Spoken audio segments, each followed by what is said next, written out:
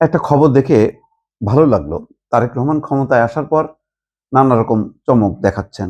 যেমন প্রোটোকলটা ভালো লেগেছে যে এই যে লম্বা সারি নিয়ে যাওয়া এটা বন্ধ করেছেন। তারপর কালকে দেখলাম যে ইফতার কন্ট্রোল করছে। আসলে তো দরকার নেই।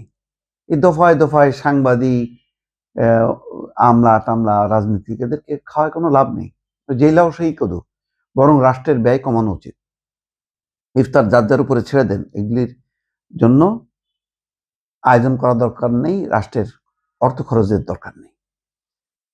খুবই ভালো উদ্যোগ, নিঃসন্দেহে। তারপর যে খবরটা নিয়ে আসলে কথা বলবো সেটা প্রধানমন্ত্রীর বিদেশ যাত্রা প্রত্যাবর্তনে বিমানবন্দরে থাকবেন মাত্র 4 জন।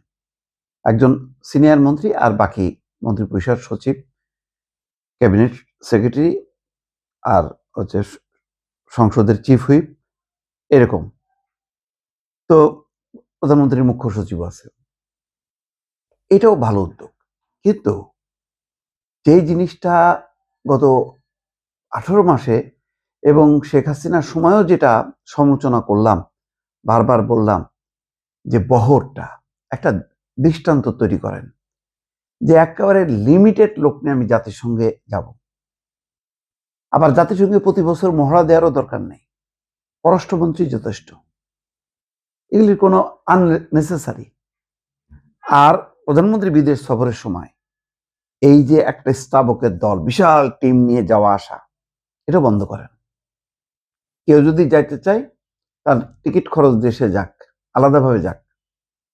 কিন্তু ওই প্রধানমন্ত্রী পুরো প্লেন রিজার্ভ করে যেভাবে শেখ হাসিনা যাইতো, প্লেন নিয়ে চলে গেল একেবারে ফিনল্যান্ড, ফিনল্যান্ড থেকে চলে আসলো ওয়াশিংটন, ওয়াশিংটন থেকে নিউ ইয়র্ক, নিউ ইয়র্ক থেকে আবার চলে গেল লন্ডন, লন্ডন থেকে চলে গেল ফিনল্যান্ডে। এই বিলাসিতা দয়া করে বন্ধ করেন। ওই আর সাথে ওই যে বহরটা, এটা নিয়ন্ত্রণ করে একটা দৃষ্টান্ত স্থাপনের জন্য অনুরোধ করছি। এটা হবে মূল দৃষ্টান্ত। আসা যাওয়া, হ্যাঁ, এটাও একটা ভালো দৃষ্টান্ত। যেগুলি হয়েছে খুবই চমৎকার।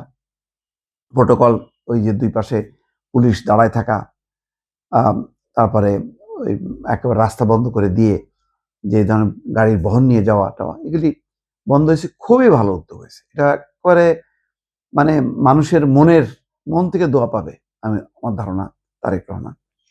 কিন্তু দয়া করে ওই প্লেনে করে রাষ্ট্রীয় খরচে বিশাল বহন নিয়ে বিদেশ যাওয়ার যে বিলাসিতা, সেটি ইউনূস সরকারের কাছেও আশা করছিলাম, কিন্তু হয়নি। আসলো যেভাবে একটা ব্যাগ নিয়ে নিজে ধরে, হ্যাঁ, কিন্তু এরপর যেই লাও সেই কদু। উনিও একেবারে এনসিপি নেতা নেয়, এই বিএনপি নেতা নেয়, নিয়ে আর তো আছেই স্তাবকের দল। এগুলি এইবার এই যাত্রায় দেখতে চাই যে এটাও বন্ধ হয়েছে। এটার ব্যাপারে একটা সার্কুলার জারি করেন।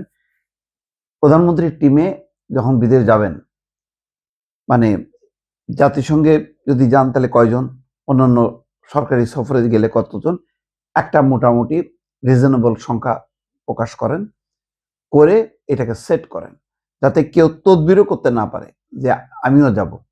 কারণ এগুলি হলো ধান্দাবাজি এক ধরনের। প্রধানমন্ত্রীর সঙ্গে গেছে মানে আমি গুরুত্বপূর্ণ ব্যক্তি, এটা দিয়ে এখানে তদবির বাণিজ্য, ব্যবসা বাণিজ্য, সুযোগ সুবিধা নেওয়া, এই কাজগুলি করে। এটাও বন্ধ হোক, এটা একটা ভালো উদ্যোগ হবে।